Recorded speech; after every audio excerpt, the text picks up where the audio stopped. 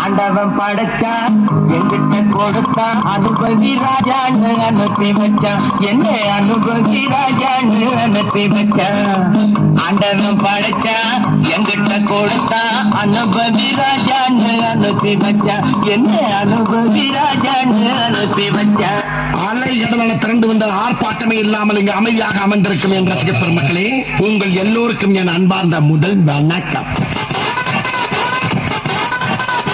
ஆண்டவன் படைச்சான்